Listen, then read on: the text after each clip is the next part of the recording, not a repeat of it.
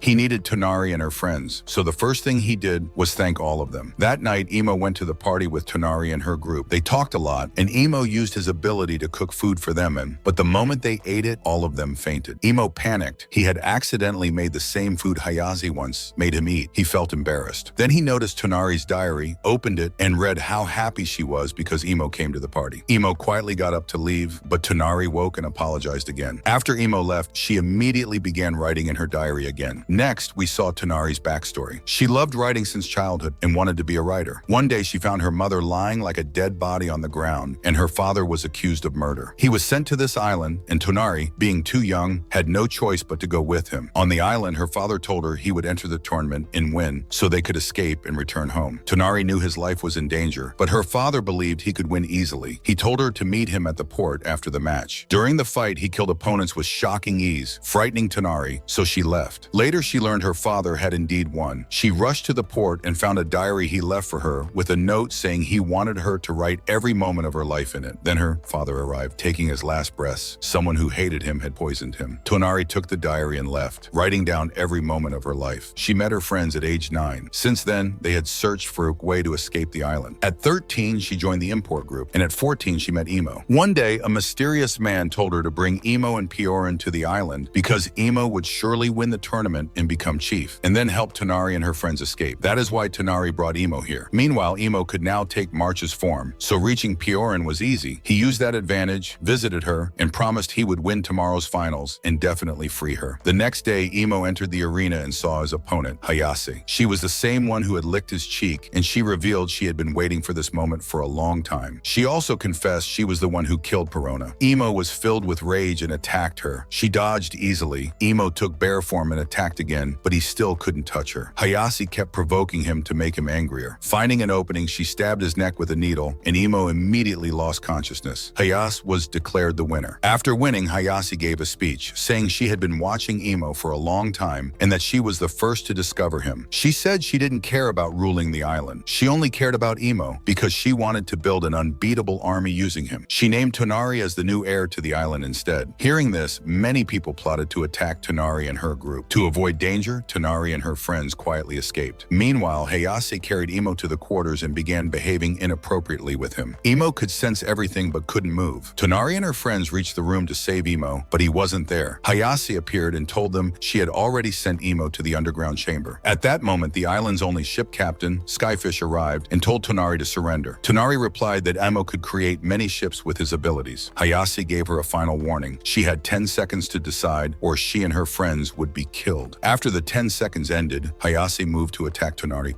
but Emmo suddenly appeared behind her and placed a sword against her throat. He revealed he had regained consciousness before being sent underground and tricked the guards to escape. He demanded that Hayasi let Tonari and her friends leave the island safely. In exchange, Emmo would surrender himself to her. Hayasi immediately agreed. Tonari had to leave the island, but first had to choose 700 people to free. She decided to free all the children, as well as Nando, his brother, and Pioran. Many people didn't like her decision, but Tonari believed every child deserved at least one chance in life. Before boarding the ship, Tonari and her friends were knocked unconscious, and Hayase promised they would be transported off the island in that condition. She also injected Emmo with another needle and knocked him out. After some time, Tonari woke up. It was shocking because the effect of that drug was supposed to last for a very long time. As soon as Tonari regained consciousness, she used a lifeboard and headed back to the island again. And before leaving, she told her boss and Nando to take care of the children. Meanwhile, upon reaching the island, Tonari was trying to send a letter to Emmo when she suddenly saw him standing behind her. Emmo told her he had escaped from the prison by taking the form of a rat. He was shocked that Tonari had given up her only chance to escape just to come back and save him. Now it was their turn to leave the island, but due to the storm, they had to stay there that night. They talked a lot, and in her sleep, Tonari even met her mother in a dream. The next morning, as they were about to leave, Emmo's creator informed him that the knocker had attacked the island again. Tonari tried to stop Emmo, but she knew it was his responsibility. Meanwhile, Hayase was also told that Emmo had escaped, along with the news that the knocker had turned more than half the people on the island into zombies. By the time Emmo reached the island, a battle against zombies was already happening, and Tonari and her friends also arrived to fight beside him. Suddenly, Tonari's friend Upa fell to the ground, and the knocker infected her instantly. She attacked her own friend Mia with the spear. Tonari and Emmo were horrified. They had just watched two of their own friends die right in front of them. Mia was still breathing, so Emmo carried her to a place where the knocker wouldn't reach. But within 3 minutes, she died in front of their eyes. Soon after, the knocker attacked that area too. Tonari escaped, but her friend Roy decided to stay. He told Emmo to take rat form so he could throw Emmo into the air and Lingard could catch him and take him to safety. It worked exactly as planned, but right after Emmo left, a knocker attacked Roy. Another knocker tried to attack Hayase too, but she barely managed to save herself. Then she saw Tonari and immediately pulled out a weapon to kill her. But Emmo in bear form came from behind and attacked Hayase. He could have killed her, but he spared her life. Then Emmo took Gugu's form and burned all the knockers with fire. Still, 3 zombies remained, and they were their friends. Emmo didn't want to kill them, but Hayase arrived again and threatened to throw Tonari into the fire unless Emmo accepted her demands. This time, Tonari sacrificed herself and pulled Hayase into the flames with her, but Emmo quickly saved both of them and tied Hayase up. Now it was time to kill their own friends who had turned into zombies, and after finishing that painful task, they buried all the bodies. The elders of the island were shocked that Tonari was still alive. Tonari told them she and her friends had returned to help the people trapped on the island, and hearing that, the elders began to cry. Tonari, as the new chief of the island, ended the fighting tournament forever and decided to stay and help rebuild the island. Emmo decided to leave as soon as possible because he feared his presence would attract more knocker attacks. Tonari even sent Lingard with Emmo so he could help Emmo reach the right places at the right time. Hayas was still unconscious from the drug, so Emmo decided to take her with him. In the middle of the ocean, Hayas regained consciousness. She confessed she did all of this because she fell in love with Emmo at first sight, a twist as strange as a first intoxication, and that was why she killed everyone close to him, so no one could take him away from her. Emmo became furious and created another boat, tied Hayase to it, and left her there. But as soon as Emmo sailed away, a knocker attacked Hayase. After this, Emmo reached the place where Pioran had promised to wait for him. He found her eating in a hotel, but he didn't disturb her and left quietly. That night, he entered her room and left her favorite fruit beside her. The next morning, Emmo was about to leave the town when he remembered he hadn't left a letter for Pioran, so he returned and placed one in her room. Then he remembered Pioran might need a coat because of the cold, so he bought one from the market. But when he came back, Pioran was gone. Using her scent, Emmo followed her trail, only to see a man trying to kidnap her. Before Emmo could do anything, Pioran beat the man herself. Emmo couldn't leave her alone, so he secretly kept watch over her. Then his creator told him that Pioran was very old now and could die anytime. Emmo became angry and emotional. That night, Emmo was leaving the coat near Pioran when she caught him. Both were very happy to see each other. After that, they traveled together through the forest, running in the opposite direction whenever they sensed knocker activity. But with time, Pioran's body grew weaker, and one day she fell down. Emmo began carrying her on his back everywhere. One day, she sent Emmo into the forest to bring something. As soon as he left, she called out to Emmo's creator, knowing the creator was always watching over them. Pioran asked the creator to take her life and reincarnate her as something useful that could help Emmo in his mission. The creator agreed immediately and took her life. In her final moments, Pioran saw herself as a beautiful young girl in her dream. When Emmo returned and saw Pioran dead, he was heartbroken. He cried loudly, and after a long time, he performed her funeral. Then he continued his journey